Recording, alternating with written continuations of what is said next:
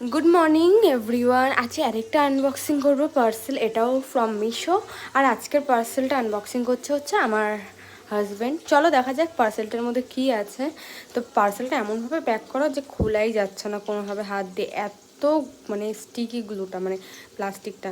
তো দেখো অনেকক্ষণ ধরে ট্রাই করছে, আমাকে বলছিল কাছে এনে দিতে। আমি বললাম না, হাত দিয়ে ট্রাই করা হয়ে যাবে, একটু গায়ের জোরটা খাটা, কোথাও না কোথাও তো খাটাতে হবে নাকি, এখানেই তুমি খাটাও। তো দেখো ও ট্রাই করছে অনেক কষ্ট করে। চলো দেখি ভেতর থেকে কি বেরোয়। জাস্ট মানে আমি তো ভাবছি এর মধ্যে কী এসছে, অনেকগুলো পার্সেলই এসছে, তার মধ্যে এটা একটা। তোমরা কি দেখে বুঝতে পারছো কী আছে? আমি কিন্তু অলরেডি জানি এটার মধ্যে কী আছে। সবাই গেস করে বলো তো এটার মধ্যে কী আছে।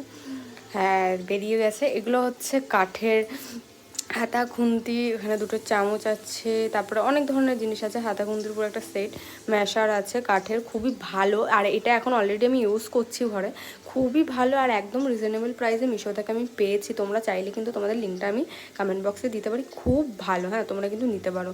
প্রত্যেকটা জিনিসের কোয়ালিটিও খুব ভালো, খুবই ভালো সব কটা।